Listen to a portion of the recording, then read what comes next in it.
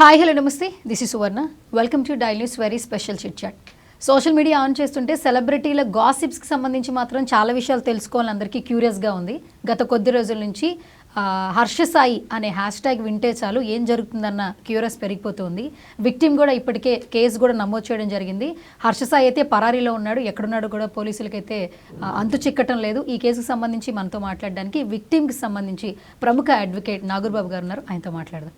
నమస్కారం సార్. నమస్తే. So social మీడియాలో మారుమోగుతున్న పేరు ఏదైనా ఉందంటే present current now Harsha Sai.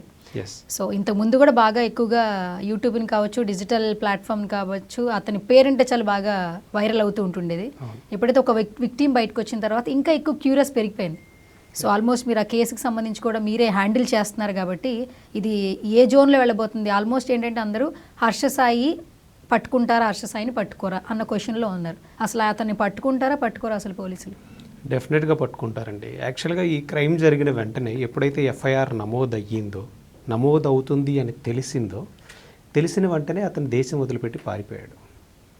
So అతను ఇండియాలో ఉంటే అతనికి యాక్చువల్గా మనకి ఒక 2 కేసులు ముందు జరిగినాయి. జానీ మాస్టర్ గారి కేసు కానీ, రాజ్ తరుణ్ గారి కేసు కానీ జరిగినప్పుడు సో నార్సింగ్ పోలీసులు, తెలంగాణ పోలీసులు ఎంత స్ట్రాంగ్గా వర్క్ చేస్తున్నారు, ఎంత యాక్యురేట్గా అక్యూజ్ని పట్టుకోగలరు అనే అవగాహన తనకుంది. సో ఎప్పుడైతే తను క్రైమ్ కమిట్ అయ్యి ఉన్నాడు కాబట్టి, ఈ తప్పు చేశాడని తనకు తెలుసు కాబట్టి ఈ బాధితురాలిపై ఒక నిఘా అనేది పెట్టాడు. ఏమో డైలీ యాక్టివిటీస్ని మానిటర్ చేయడం, ఎక్కడికి వెళ్తుంది, ఏం చేస్తుంది, ఏమో ఒకవేళ లీగల్గా ఏమైనా స్టెప్స్ తీసుకుంటుందా అనే ఒక నిఘా ఉంది. ఎప్పుడైతే రాయదుర్గం పోలీస్ స్టేషన్కి ఫస్ట్ కంప్లైంట్ ఇవ్వడానికి బాధితురాలు వెళ్ళిందో అక్కడ కూర్చున్న వెంటనే సిఐ గారికి ఫోను, హర్షసాయికి సంబంధించిన మీడియా వాళ్ళు విక్టిమ్ వెళ్ళగానే హర్షసాయికి సంబంధించిన మీడియా హెచ్ఎంజీ టీం మీద ఉంది కదా సార్, హర్షసాయి మీద కంప్లైంట్ ఇవ్వడానికి ఎవరైనా వచ్చారా అని ఒక నిఘా. మళ్ళీ వెంటనే అక్కడ రిజిస్టర్ చేయకుండా అంటే 0 ఎఫ్ఐఆర్ మళ్ళీ చేసి మళ్ళీ ఎఫ్ఐఆర్ రిలీజ్ అయ్యి ఇదంతా కొంచెం ల్యాగ్ ప్రాసెస్ నార్సింగ్ లిమిట్స్కి వస్తుంది కాబట్టి నార్సింగ్కి వెళ్ళి బాధితురాలు ఎప్పుడైతే కంప్లైంట్ ఇస్తున్న వెంటనే బయట అంతా మళ్ళీ హర్షసాయికి సంబంధించిన మీడియా వాళ్ళు కానీ వీళ్ళు. సో ఒక నిఘా అనేది తనకు ఒక ప్లాన్ ఐడియా ఉంది. ఎఫ్ఐఆర్ ఎప్పుడైతే నమోదవుతుంది ఈ పర్టికులర్ సెక్షన్స్లో అని తెలిసిన వెంటనే అతను దేశం వదిలిపెట్టి పారిపోయాడు. సో అతను నిజంగా ఒక సోషల్ రెస్పాన్సిబిలిటీ ఉన్న వ్యక్తి, నిజంగా సమాజానికి మంచి చేసే వ్యక్తి, నిజంగా ఏ క్రైమ్ కమిట్ అవ్వని వ్యక్తి అయి ఉంటే తను స్వచ్ఛందంగా ముందుకొచ్చి నేను ఏ తప్పు చేయలేదు అనేటువంటి ప్రూవ్ చేసుకునే అవకాశం ఉంది. సో హర్షసాయి అనే వ్యక్తిని ఇప్పుడు ఒక విజయ్ మాల్యాన్ని అరెస్ట్ చేసినట్టు చేయాలి. దేశం వదిలిపెట్టి వెళ్ళిపోయాడు కాబట్టి ఇప్పుడు అతని ఫైనాన్షియల్ ట్రాన్సాక్షన్స్ అన్నీ ఫ్రీజ్ చేసి తన బ్యాంక్ అకౌంట్స్ని ఆర్థికంగా తను అన్నీ ఫ్రీజ్ చేయగలిగి ఆల్రెడీ నార్సింగ్ పోలీసులు లుకౌట్ నోటీసులు జారీ చేశారు. జారీ చేసిన తర్వాత కూడా అతను ఈ కొన్ని ఆడియో కాల్స్ అని అదని ఇదని ఏదో చేస్తూ ఉన్నాడనమాట. సో ఆ లుకౌట్ నోటీసులు జారీ చేసిన తర్వాత సిస్టమ్ ఎలా ఉంటుందంటే ఇప్పుడు అతను మ్యాక్సిమం వెళ్తే విజిట్ వీసా మీద వెళ్తాడు. అది ఒక 60 డేసో 30 డేసో ఉంటుంది. తర్వాత ఏదో ఒక కంట్రీకి తను మళ్ళీ ట్రావెల్ చేయాలి. యాంబసీస్ తోటి ఆల్రెడీ ఇక్కడ మన గవర్నమెంట్ నార్సింగ్ పోలీసులు కానీ లేకపోతే తెలంగాణ పోలీసులు కానీ వీళ్ళు వాళ్ళకి పంపిస్తూ ఉంటారు ఇతని గురించిన సమాచారం. సో ఎప్పుడైనా అరెస్ట్ అయ్యే అవకాశం ఉంది. ఇండియాలో ఉండుంటే డెఫినెట్గా ఒక 2-3 రోజుల్లో దొరికిపోయేవాడు. అతనికి ఆర్గనైజ్డ్గా క్రైమ్ చేయడం తెలుసు కాబట్టి డే 1 దేశం వదిలిపెట్టి వెళ్ళిపోయాడు. ఓకే, అయితే ఈ విక్టిమ్ గురించి మాట్లాడుకునేటప్పుడు అడ్వకేట్ సార్, బేసిక్గా ఆడియో కాల్స్ బయటకు వచ్చాయి. అవి ఫ్యాబ్రికేటెడ్ అని ఫస్ట్ నుంచి మీరు చెప్తూనే ఉన్నారు. ఆల్మోస్ట్ ఏంటంటే ప్రతి ఒక్కరూ వినిపించేది కనిపించేదే చూస్తారు. దాన్ని బట్టి ఒక నిర్ణయానికి వచ్చేస్తున్నారు ఇప్పుడు రైట్ నో. తర్వాత మీరు ప్రెస్ మీట్ పెట్టిన తర్వాత జనాల్లో ఆలోచన వచ్చింది. ఇప్పుడు ఈ అమ్మాయి కంటిన్యూగా మాట్లాడుతోంది కానీ అతను చాలా తక్కువ మాట్లాడుతూ ఉన్నాడు. అంటే ఎప్పుడో ఒక 4-5 months బిఫోర్ ఎప్పుడో స్టార్టింగ్ డేస్లో మాట్లాడిన మాటల్ని అంటే మనం ఎందుకు రికార్డ్ చేసుకుంటాం? ఒక పర్సన్ మనతో మాట్లాడుతున్నారంటే రికార్డ్ చేసుకునే సెన్స్ని ఎలా చూడాలో అసలు అర్థం కావట్లేదు. అసలు మీకేమనిపించింది ఫస్ట్ ఈ కేసు మీ దగ్గరకు వచ్చి మీకు విక్టిమ్ అన్ని చెప్తున్నప్పుడు? అంటే యాక్చువల్గా ఈ రికార్డింగ్స్ ఏవైతే ఉన్నాయో ఇవి ఆల్రెడీ కొన్ని ఇతను ఒక 3 నెలల నుంచి ఐటీసీలో కానీ నోవాటెల్లో కానీ ఉండి వీళ్ళ క్యారెక్టర్ ఇదని అదని రకరకాల సెలబ్రిటీస్ని వాళ్ళని వీళ్ళని పిలిపించుకోవటం, చెప్పడం, వీళ్ళని బ్లాక్మెయిల్ చేసే ప్రయత్నాలు చేయటం అన్నీ చేస్తూ ఉన్నాడు. సో కంప్లైంట్ కాపీలో విక్టిమ్ క్లియర్గా మెన్షన్ చేసింది నాకు సంబంధించిన కొన్ని స్క్రిప్టెడ్, ఎడిటెడ్, ఫ్యాబ్రికేటెడ్ ఆడియోస్ని పెట్టుకొని కొంతమంది యూట్యూబర్స్ ద్వారా దాన్ని సర్క్యులేట్ చేయిస్తూ నన్ను బ్లాక్మెయిల్ చేస్తున్నాడని కూడా మెన్షన్ చేసింది. ఓకే, సో అది కూడా కంప్లైంట్లో ఉంది.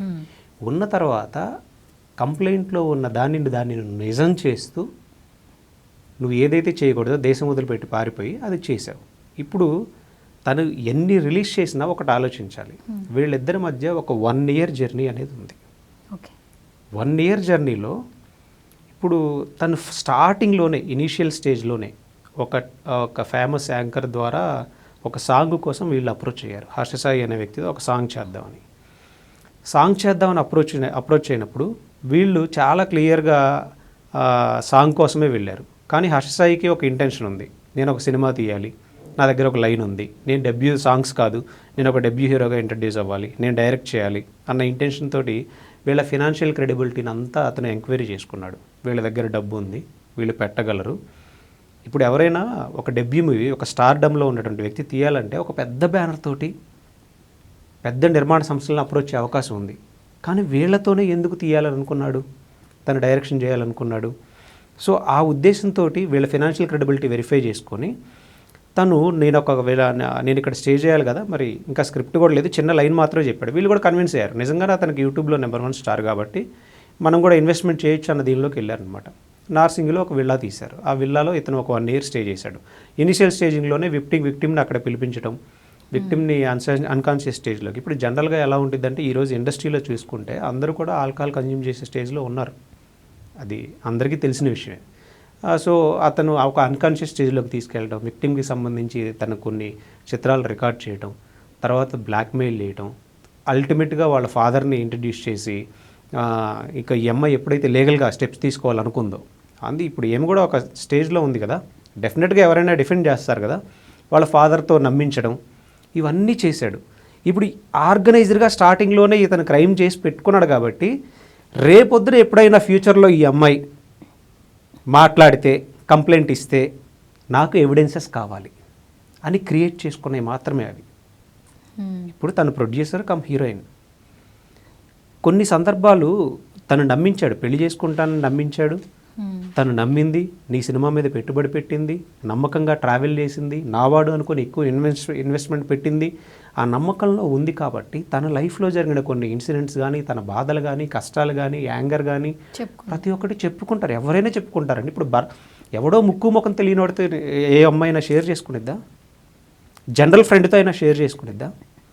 నువ్వు చెప్పించావా, తను చెప్పిందా? ఇక్కడ పాయింట్ అది. మీరు చూసుకుంటే ప్రతి దానిలో కూడా ఇప్పుడు అతను ఏదైతే ఆడియోస్ రిలీజ్ చేశాడో వాటిని మేమేమంటున్నామంటే స్క్రిప్టెడ్, ఫ్యాబ్రికేటెడ్, ఎడిటెడ్ అంటున్నాం. స్క్రిప్టెడ్ ఏంటి? కొన్ని సందర్భాల్లో నువ్వు ఒక క్యారెక్టర్ ఇచ్చి మాట్లాడించినవి ఉంటాయి. నువ్వు డైరెక్టర్, ఈరోజు ఇది నీ క్యారెక్టర్, ఇలా మాట్లాడాలి, ఈ సిచ్యువేషన్ ఇస్తే నువ్వు ఎలా చేస్తావు అని చెప్తే మాట్లాడిన సందర్భాలు కొన్ని ఉండొచ్చు. కొన్ని నువ్వు ఎడిట్ చేసావు, యాంగర్ ఇలా ఉంటుంది, అది ఉంటుంది, ఇది ఉంటుంది అని. అసలు మీ ఇద్దరి మధ్య ఇంత ఇంటిమసీ, ఇంత ఒకళ్ళ సంబంధించిన లావాదేవీలు షేర్ చేసుకునే అంత ఎందుకు వచ్చింది? నువ్వు ఎందుకు ఇంటెన్షనల్గా రికార్డ్ చేసావు? ఎందుకు వాటిని ఒక 3 నెలల కింద నుంచే నువ్వు వాటిని పెట్టుకొని నువ్వు చేస్తూ ఉన్నావు? ఇప్పుడు ఏదైతే ఈ కొంతమంది సోకాల్డ్ ఇన్ఫ్లుయెన్సర్స్ ఎవరైతే హర్షసాయి అనుకూలంగా ఉండే వాళ్ళు మాట్లాడుతున్నారో వాళ్ళు తనే ఇలా చేసింది, తనే బాధ పెట్టింది, తనే గుర్రం చేసింది అంటే అతనేమో హర్షసాయి దారిన పోయే వ్యక్తి కాదు కదా, తనకు ఆల్రెడీ ఒక సెలబ్రిటీ స్టేటస్ ఉంది కదా, డిపార్ట్మెంట్లో కూడా ఇన్ఫ్లుయెన్స్ ఉంది కదా, యువ సామ్రాట్ అనే వ్యక్తి, రవి అనే వ్యక్తి మీద 3 తప్పుడు కేసులు పెట్టించగలిగావు కదా, ఏది నువ్వు బెట్టింగ్ యాప్స్ చేస్తున్నావు అన్నందుకే. అట్లాంటిది ఈ అమ్మాయి నిజంగా నిన్ను టార్చర్ పెట్టి, ప్రెజర్ చేసి, నిన్ను బ్లాక్మెయిల్ చేసి, నీ దగ్గర డబ్బు లాక్కోవాలని ప్రయత్నిస్తే నువ్వు సైలెంట్గా ముక్కు మొదలేసుకొని కూర్చుంటావా? జరిగిద్దా? ఈరోజు సిపి గారిది ఒక ప్రెస్ మీట్ చూసారా? వైజాగ్ సిపి గారిది ఒక హనీ ట్రాప్ విషయం జరిగింది నిన్న వైజాగ్లో. ఎందుకు మరి హర్షసాయి వెళ్ళి అలా కంప్లైంట్ ఇవ్వలేదు? నువ్వు బెట్టింగ్ యాప్స్ మీద మాట్లాడినందుకే నువ్వు 3 తప్పుడు కేసులు పెట్టావు కదా, ఇలా ఎందుకు ఇవ్వాలా మరి? అంటే నువ్వు క్రైమ్ చేసావని నీకు తెలుసు, వీళ్ళని ఎలా లాక్ చేయాలి, ఎలా ఫినాన్షియల్గా నాశనం చేయాలి, ఎలా మానసికంగా కృంగదీయాలి, ఎలా వీళ్ళ జీవితాలు నాశనం చేయాలని కంకణం కట్టుకున్నాడు కాబట్టి ఎవిడెన్సెస్ అన్నీ క్రియేట్ చేసి, అది జనరల్గా పోలీసులకి, జడ్జిలకి, న్యాయవాదులకి అర్థమైపోద్దండి. ఇప్పుడు ఏదో ఆడియోస్ ఇలా పట్టుకొని వచ్చేసి ఏదో ఆడియో స్ప్రెడ్ చేయడం వల్ల దాని గురించి ఏదో 10 మాట్లాడడం వల్ల ఏమీ అవ్వదు. కొంతమంది తెలిసి తెలియని వాళ్ళు దీన్ని ఫోరెన్సిక్ పంపించండి. నువ్వెవరో పంపడానికి? హర్ష సాయి అరెస్ట్ అవ్వాలి, ఏ డివైస్లో రికార్డ్ అయిందో తీసుకొని రావాలి, ఆ డివైస్ని జడ్జి గారి దగ్గర సబ్మిట్ చేయాలి. పర్టికులర్గా సబ్మిట్ చేసిన తర్వాత దాని మీద కొన్ని ఆర్గ్యుమెంట్స్, అంటే అది స్క్రిప్టెడా ఫ్యాబ్రికేటెడ్ ఏడదా అనేది మేము మా వాదనలు వినాలి. విన్న తర్వాత జడ్జి గారు డైరెక్షన్ తోటి ఫోరెన్సిక్ పంపిస్తారు. ఇదేమన్నా రోడ్ అమ్మిటి ఉండే మెడికల్ ల్యాబా? ఎవడ పడితే ఆడ తీసుకెళ్ళి ఫోరెన్సిక్ టెస్ట్ చేయండి, అది చేయండి అనడానికి. సో దాని క్రెడిబిలిటీ ఏంటనేది తెలియకుండా ఒక అమ్మాయి జీవితాన్ని మీడియాలో పెట్టేసేసి ఇష్టం వచ్చినట్టు మాట్లాడడం అనేది అది కరెక్ట్ కాదండి. ఈ మధ్య అదొక ఫ్యాషన్ అయిపోయింది అందరికీ. ఏదో దొరుకుతుంది, ఎవరు ఆడియోలు వాళ్ళ ఇళ్లలో ఉన్న ఆడవాళ్ళని తీసుకొచ్చి పెట్టమని పెడతారేమో. అంటే ఒక సెలబ్రిటీ అయితే ఇలా తీసుకొచ్చేసి మీడియాలో చర్చలు పెట్టేసేసి మీకు అసలు జరిగిందేంటో తెలియదు, వాళ్ళిద్దరి మధ్య 1 year మధ్య ఏం జరిగిందో తెలియదు, అసలు ఆ అబ్బాయి సినిమాలోకి ఎలా వచ్చాడు, తర్వాత ట్రావెల్ ఏంటి, ఎలా ట్రాప్ చేశాడు, ఎలా బ్లాక్మెయిల్ చేశాడో తెలియదు. మీ వాదనలు మీరు వినిపించడానికి నువ్వెవడవు అసలు? మీకేం సంబంధం? ఏదో పంపించాలని డిసైడ్ చేయలేం కదా. కోర్టు డిసైడ్ చేయాలి, న్యాయస్థానాలు తేల్చాలి, న్యాయస్థానాలు ఫోరెన్సిక్ ల్యాబ్కు పంపించాలి. అతను ముందు స్వచ్ఛందంగా వచ్చి తను నా దగ్గర ఇది ఉంది అని డే 1 చెప్పాలి. ఇప్పటికి ఆల్మోస్ట్ క్రైమ్ రిజిస్టర్ అయిపోయి 15 days అవుతుంది. డే 1 దేశం వదిలిపెట్టి ఎందుకు పారిపోయాడు? అతను తప్పు చేశాడు కాబట్టి, ఈ తప్పుని జానీ మాస్టర్ గారి కేసు విషయంలో జరిగితే ఎలా ట్రీట్ చేశారో తెలుసు కాబట్టి తను వెళ్ళిపోయాడు. సార్ ఇప్పుడు ఈ ఇష్యూ విషయంలో 2 sides ఆలోచిద్దాం అనుకుందాం. ఇప్పుడు 1 side మనం విన్నాం ఎట్లా అంటే విక్టిమ్ ఎలా ఇబ్బంది పడింది, ఎందుకంత బాధపడడం వల్లే తను బయటకు వచ్చింది. ఆపోజిట్ పర్సన్ సపోర్ట్ చేసే వాళ్ళు ఒక క్వశ్చన్ అడుగుతున్నారు, ఈవిడే ఏమన్నా ముందే లవ్ చేసిందా, ఈమె ప్రపోజ్ చేసి తను కావాలనుకునే ఆ క్రమంలో తర్వాత తను దూరంగా ఉండే టైంలో ఇలా కావాలని చేస్తుందా అన్న క్వశ్చన్ వేస్తున్నారు ఇప్పుడు రైట్. ఎందుకంటే బోత్ సైడ్స్ గురించి ఆలోచించే పర్సన్స్ విషయంలో మీరు చెప్పినట్లు ఆలోచిస్తుంటేనంటే తను చాలా క్లియర్గా ఉన్నాడు. అసలు తన విషయంలో తను ఎలా ఉండాలి, తను ఎలా దూరంగా ఉండాలి చాలా క్లియర్గా ఉన్నట్టే మనకి కేసులో కూడా తెలిసిపోతుంది.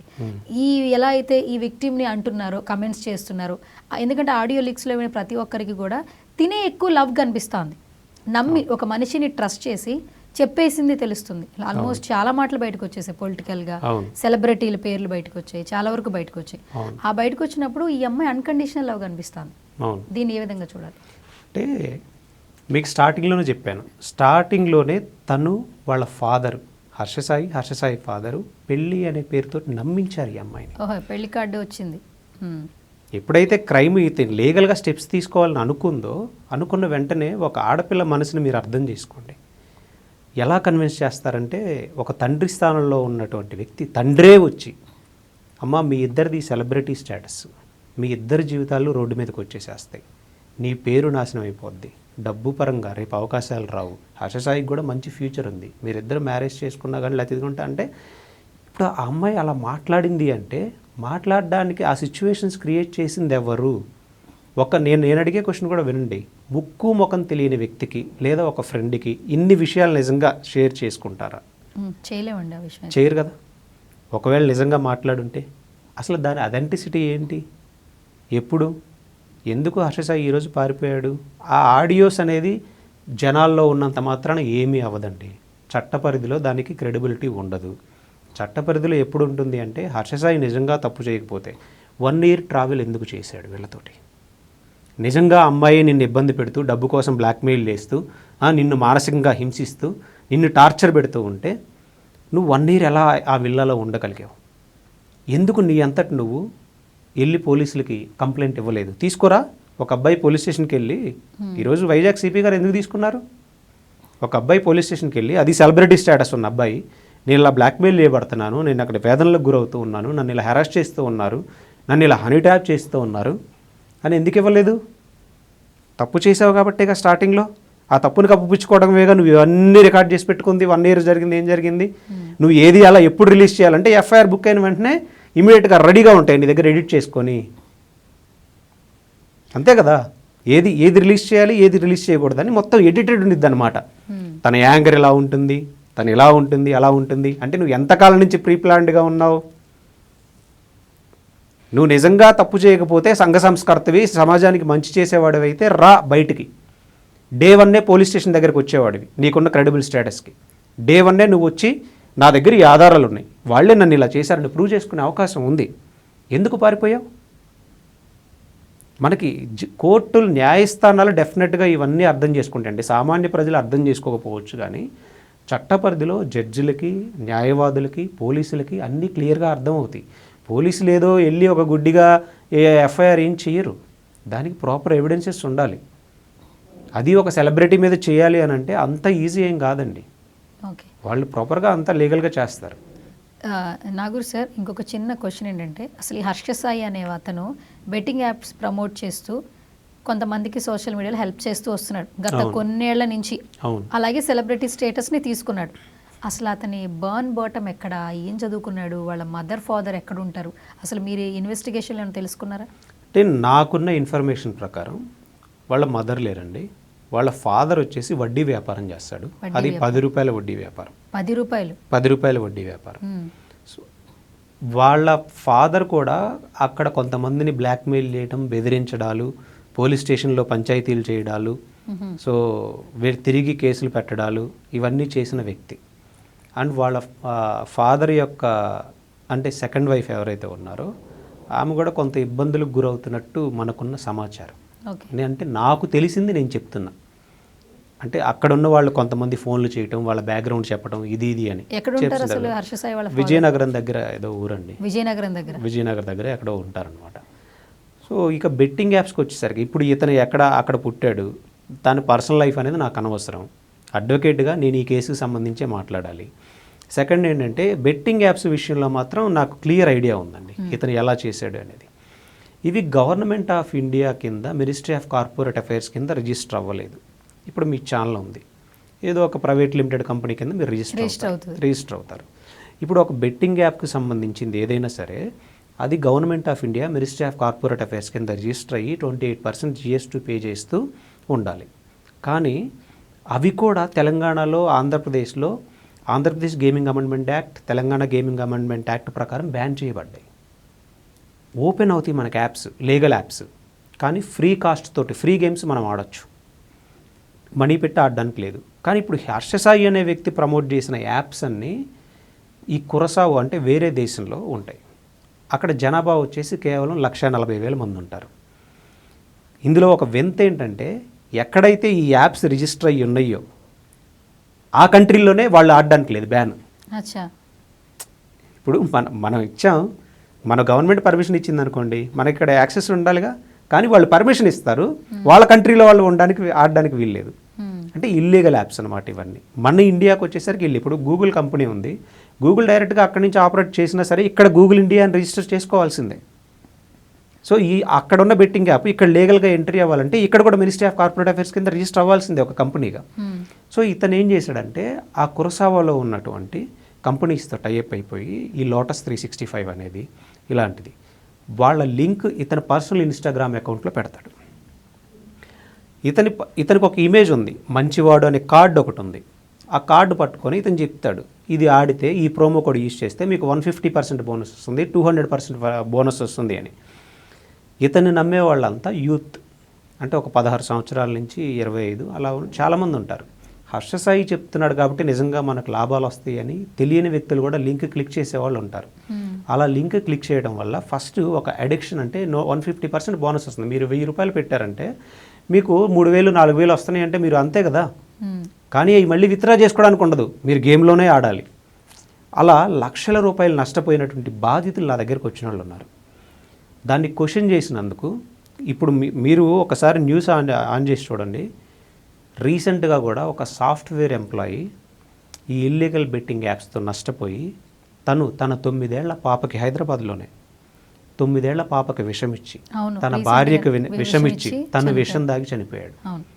25 లక్షల అప్పు కట్టలేక. అంటే ఆ స్టేజ్కి వెళ్తున్నాడు. అలాంటి సిచ్యువేషన్స్ ఉన్నప్పుడు ఇతను ఇల్లీగల్ బెట్టింగ్ యాప్స్ని ప్రమోట్ చేస్తూ కోట్ల రూపాయలు సంపాదించాడు. ఒక లింక్ పెడితే ఇతనుకున్న ఫ్యాన్ ఫాలోయింగ్కి తనే ఒక ఆడియోలో మనం చెప్తూ ఉంటే విన్నాం కదా, నాకు లోటస్ 365 వాళ్ళు 5 కోట్లు ఇస్తామన్నారు, 10 కోట్లు ఇస్తామన్నారు, నా మార్కెట్ అది అని. ఆ 10 కోట్లు నువ్వు గ్రాప్ చేసుకుంటున్నావు, కానీ ఇక్కడ 10 లక్షల మంది జీవితాలు నాశనం చేస్తారు, సూసైడ్లు చేసుకుంటున్నారు. సో ఇతనికి ఒక ఆర్గనైజర్గా క్రైమ్ ఎలా చేయాలో తెలుసు. చాలా ప్లాన్డ్గా డబ్బు ఎలా తీసుకోవాలి, అవి ఇల్లీగల్ అయినా తెలిసినది, జనాల జీవితం ఎలా నాశనం చేయాలనేది తెలుసు. ఆ 10 కోట్లలో నుంచి నువ్వు ₹1 కోటి దానం చేస్తున్నావు. నువ్వు మంచివాడనే కార్డు వాడుకుంటున్నావు, నీ సబ్స్క్రైబర్స్ పెరుగుతున్నారు, మళ్ళీ నువ్వు ఈ ఇల్లీగల్ బెట్టింగ్ యాప్స్ తోటి నువ్వు సంపాదించేసేస్తున్నావు. దాన్ని క్వశ్చన్ చేసినందుకు, యువసామ్రాట్ రవి అనే వ్యక్తి క్వశ్చన్ చేసినందుకు అతని మీద 3 తప్పుడు కేసులు పెట్టాడు. ఓకే. తప్పుడు కేసులను ఎందుకు అంటున్నానంటే, హర్ష సాయి విజయనగరం వాడని తెలుసు. అతని పాస్పోర్ట్ అక్కడే ఉంది, అతని ఆధార్ కార్డు అక్కడే ఉంది, పాన్ కార్డు అక్కడే ఉంది, బ్యాంక్ అకౌంట్ కూడా అక్కడే ఉంది.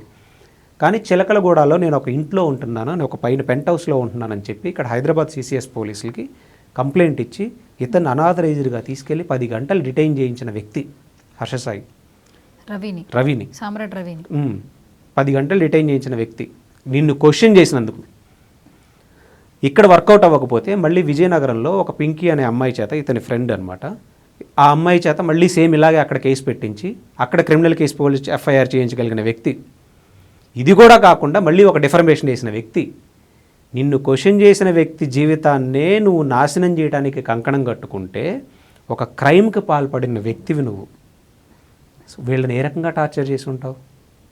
బెట్టింగ్ యాప్స్ చేయొద్దురా బాబు అని చెప్పినందుకు అతని జీవితాన్ని నాశనం చేసి రోడ్డు మీదకి లాగేయడానికి ప్రయత్నాలు చేసావే. నీకున్న ఇన్ఫ్లుయెన్స్ వాడి, నీకున్న డబ్బు వాడి, నీకున్న పలుకుబడి వాడి, నీకున్న అధికార మదాన్ని వాడి. అధికార మదం అని ఎందుకు అంటున్నామంటే, కొంతమంది అధికారులు ఇతని డబ్బుకు లొంగిపోయిన వాళ్ళు ఉంటారు కదా, అందుకే FIR బుక్ అయింది, లేకపోతే అవ్వదు. ఈరోజు వీళ్ళని ఏ స్థాయికి వీళ్ళని తీసుకెళ్ళగలిగి ఉంటావు? అంటే దానికి మాత్రం కంప్లైంట్ ఇస్తావా నువ్వు క్వశ్చన్ చేసినందుకు? వీళ్ళు నిన్ను బ్లాక్మెయిల్ చేశారు అనుకుందాం, నువ్వు చెప్పినట్టు వీళ్ళు నిన్ను టార్చర్ చేశారు అనుకుందాం, వీళ్ళే నీపై లైంగిక దాడి చేశారు కూడా అనుకుందాం. దీనికి కంప్లైంట్ ఇవ్వవా? ఎవిడెన్సెస్ క్రియేట్ చేసి పెట్టుకుంటావా? కంప్లైంట్ ఇచ్చిన వెంటనే దేశం వదిలి పారిపోతావా? ఎవరు పిచ్చోళ్ళండి? న్యాయస్థానాలు పిచ్చోళ్ళు కాదు, కోర్టు పిచ్చి కాదు, జడ్జి గారు పిచ్చి. అసలు అందరికీ అర్థమైపోద్ది ఇది చాలా ఈజీగా.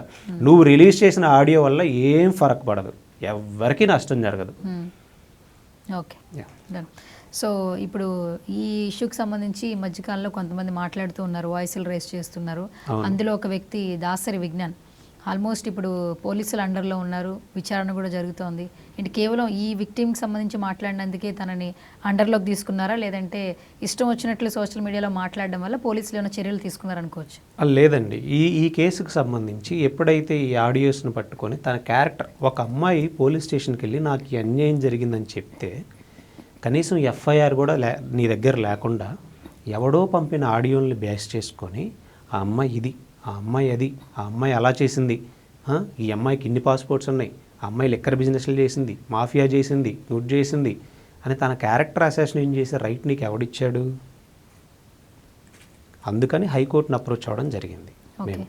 ఎందుకంటే మేము అల్టిమేట్గా న్యాయవాదులుగా ఉన్నప్పుడు రెమెడీ ఏంటో మాకు తెలుసు, ఎలా ఆపాలో తెలిసినప్పుడు హైకోర్టు ధర్మాసనాన్ని అప్రోచ్ అయినప్పుడు హైకోర్టు క్లియర్గా ఎవరెవరైతే చేస్తున్నారో వాళ్ళందరికీ నోటీసులు పంపించండి అని చెప్పింది. గూగుల్ని, మెటాని, ఇన్స్టాగ్రామ్ని, యూట్యూబ్ని and ministry of broadcasting and టెక్నాలజీస్ని అండ్ కన్సర్న్డ్ SHOని FIR ఎక్కడైతే రిజిస్టర్ అయిందో అండ్ ప్రిన్సిపల్ సెక్రటరీని అందరినీ పార్టీగా వేసిన వాళ్ళందరికీ నోటీసులు ఇవ్వమని చెప్పింది. ఆటోమేటిక్గా వాళ్ళు క్రైమ్స్ రిజిస్టర్ చేస్తూ ఉంటారు. చేస్తున్నప్పుడు ఎవరు మాట్లాడుతున్నారు, ఎవరు సర్క్యులేట్ చేస్తున్నారు అనేది చూస్తారుగా. చూసినప్పుడు ఏ సెక్షన్స్ అప్లికబుల్ అవుతాయి కూడా చూస్తారు. దానిలో సెక్షన్ 72 ఆఫ్ BNS అండి, ఒక విక్టిమ్కి సంబంధించి పేరు కూడా తీసుకోకూడదు అని చట్టం చెప్తుంటే పర్టిక్యులర్గా, అంటే ఎవరైనా ఫోక్సో నేరాలు కానీ, ఫోక్సో అండ్ మహిళల మీద హెరాస్మెంట్ జరిగినప్పుడు కానీ, ఇలాంటి సెక్సువల్ అబ్యూస్ ఇలాంటివి జరిగినప్పుడు కానీ, ఇలా రేప్ అటెంప్ట్స్ జరిగినప్పుడు కానీ ఆ చట్టాలకు సంబంధించి ఎవ్వరు కూడా కనీసం విక్టిమ్ అనాలి కానీ తన నేమ్ కూడా తీసుకోవద్దని చట్టం చెప్తుంటే నువ్వు మాత్రం ఒక సినిమా డిబేట్ పెట్టేస్తావా? ఒక ఆడియో పట్టుకొని ఇలా చేసింది, అలా చేసింది, అది ఇది నాకు తెలుసు. నీకు ఎవడిచ్చాడు రైటు?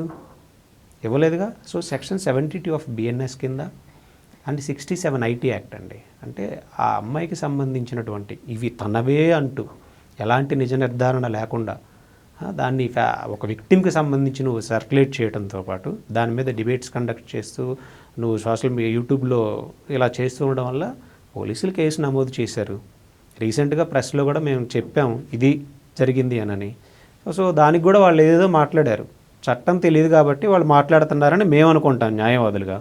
అందుకే ఈరోజు అతనికి క్లియర్గా చెప్పాము. నేను అతనికి మెసేజ్ చేశానండి, అతని బ్యాక్గ్రౌండ్ ఏంటో తీసాం కూడా అసలు. అతని బ్యాక్గ్రౌండ్ తీస్తే అతను 2010 ఇప్పుడు ఈ దాసరి విజ్ఞాన ఏమో మేమైతే అజ్ఞాననే అనుకుంటున్నాం. ఎందుకంటే అతని అజ్ఞానం ఏ స్థాయిలో ఉందంటే, ఎవరైనా మాట్లాడితే ప్రెస్ మీట్ పెట్టి మరీ క్లియర్గా చెప్పాం, బాబు నీ మీద ఈ సెక్షన్స్ కింద కేసు బుక్ అయింది, ఇది హైకోర్టు నుంచి ఇలా ఆర్డర్ ఉంది, సో దయచేసి మాట్లాడొద్దు అని చెప్పినప్పుడు ఎవడన్నా నా గురించి మాట్లాడేది, పళ్ళు రాలిపోతాయి, మేము డిఫర్మేషన్ వేస్తాం అని పిచ్చివాగుడంతా వాగాడు. పోలీసులు చూస్తా ఊరుకోరుగా.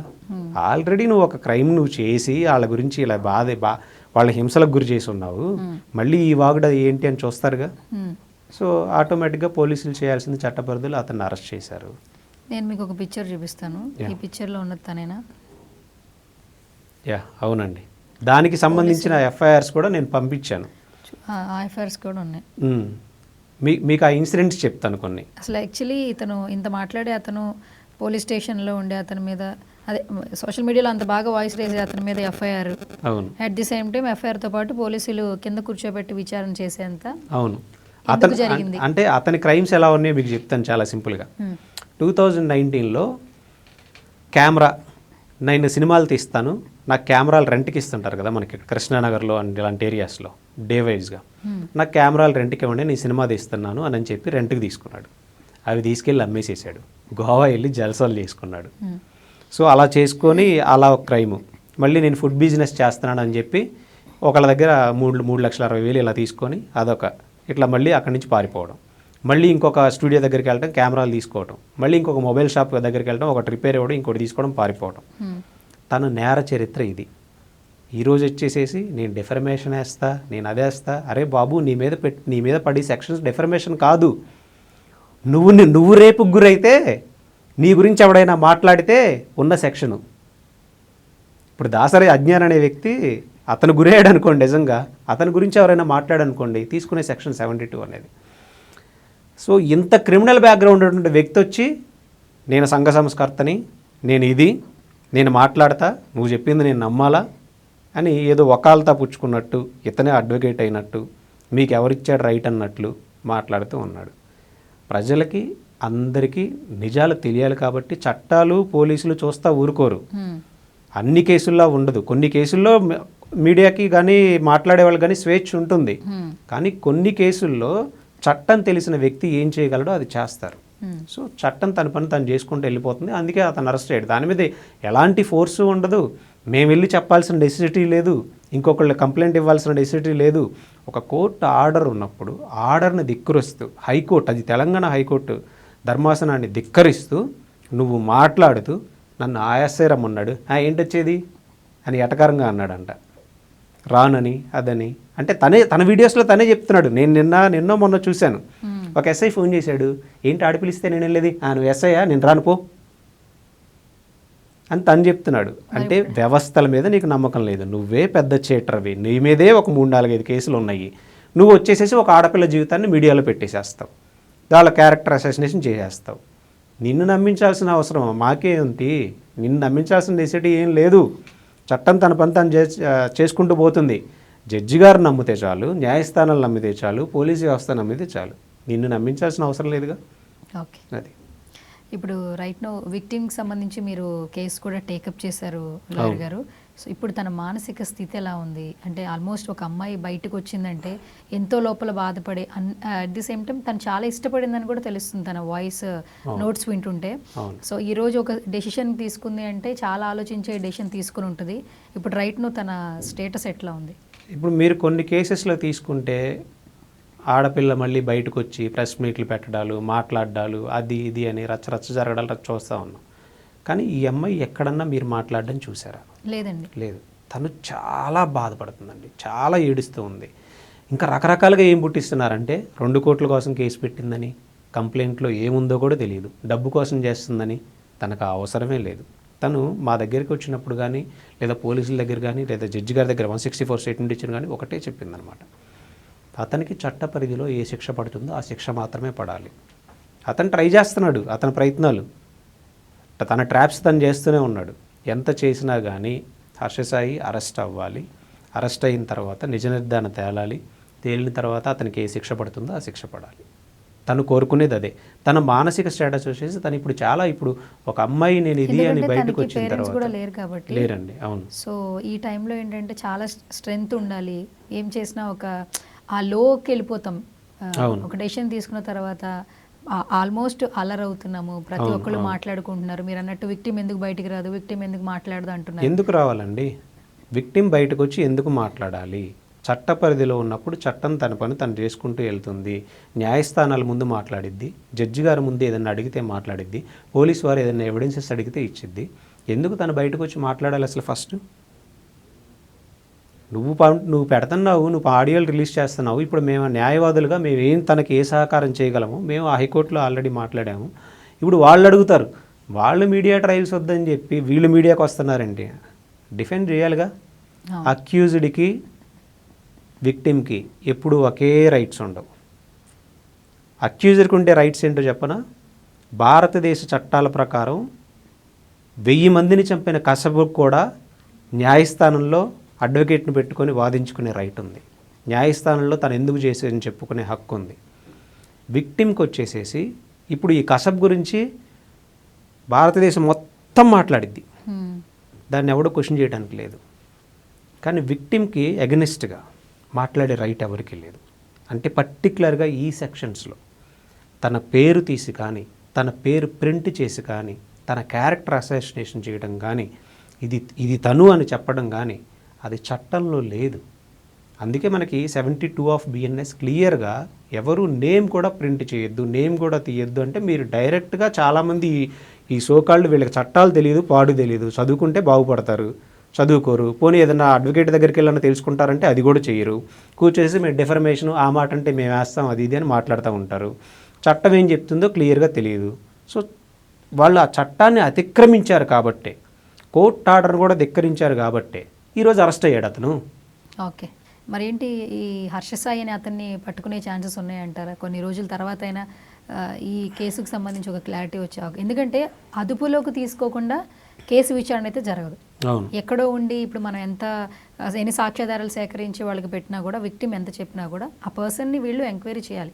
ఎంక్వైరీ చేస్తే నిజాలు కూడా బయటకు వస్తాయి. తర్వాత సెక్షన్ తర్వాత జరుగుతుంది. ఏం చెప్తారు ఫైనల్గా? ఇప్పుడు హర్షసాయి అనే వ్యక్తి తనంతటి స్వచ్ఛందంగా డే 1 వచ్చి తన దగ్గరున్న ఆధారాలు సమర్పించుంటే అది ఒక రకంగా ఉండేదండి. ఇప్పుడు హర్షసాయి అనే వ్యక్తి డే 1 దేశం వదిలిపెట్టి పారిపోయాడు కాబట్టి పోలీసుల దృష్టి ఎలా ఉంటుంది అని అంటే తన్ను ఎలా పట్టుకోవాలి, వ్యవస్థ పనిచేస్తుందిగా నీకోసం. అందుకే పోలీసులు ఏం చేశారు? లుకౌట్ నోటీస్ జారీ చేశారు. లుకౌట్ నోటీస్ జారీ చేసిన తర్వాత తన ఆర్థిక లావాదేవీలు ఏంటి అనేది కూడా చూస్తారు. తన బ్యాంక్ అకౌంట్స్లో ఇల్లీగల్ దందాలు ఏమన్నా చేశాడా ఇవన్నీ కూడా తీస్తారు. తీసి తన ఆర్థికంగా ఫ్రీజ్ చేయడానికి ట్రై చేస్తారు. ఫైనాన్షియల్గా తను లాక్ అయిపోయిన తర్వాత నెక్స్ట్ ఆటోమేటిక్గా లుకౌట్ నోటీసులు జారీ చేసి ఎంబసీస్తో కమ్యూనికేషన్ చేస్తారు. ఈ వ్యక్తి ఈ క్రైమ్ చేశాడు, ఇండియా నుంచి దేశం వదిలిపెట్టి పారిపోయి ఇచ్చాడు, ఇతను ఏ కంట్రీలో ఉన్నారు కూడా పోలీస్ వారికి సమాచారం ఉంటుంది. మినిస్ట్రీ ఆఫ్ ఏవియేషన్ నుంచి వీళ్ళు లెటర్ ద్వారా అఫీషియల్ లెటర్ ద్వారా తెప్పిస్తారు. ఏ కంట్రీకి ట్రావెల్ చేశాడు అనేది పోలీస్ వారికి తెలుస్తుంది. తెలిసినప్పుడు ఆ కంట్రీ మనకున్న ట్రినిటీ ఒప్పందాలతో, అంటే ఒక దేశానికి మధ్య సత్సంబాలు ఉంటాయన్నమాట. సో వాళ్ళకి లుకౌట్ నోటీసులు ఇచ్చినప్పుడు అక్కడ ఉన్న ఇండియన్ ఎంబసీస్కి కూడా వీళ్ళు ఫార్వర్డ్ చేస్తారు. వీసా అనేది అతను ఆ రోజు సడన్గా వెళ్ళిపోయాడు కాబట్టి మేబీ ఒక 60 డేస్కి లేదా 30 డేస్కి ఇస్తారు. ఏదో ఒక రోజు డెఫినెట్గా తను ట్రావెల్ చేయాల్సిందే, ఎయిర్పోర్ట్కి రావాల్సిందే, ఎంబసీస్ని అప్రోచ్ అవ్వాల్సిందే. ఏదో ఒక రోజు ఇండియన్ బోర్డర్లో ఏ రూపంలో అడుగుపెట్టినా, ఏ ఎయిర్పోర్ట్లో అడుగుపెట్టినా డెఫినెట్గా అరెస్ట్ చేస్తారు. Okay, right. Thank you sir, thank you so much. Thanks అండి.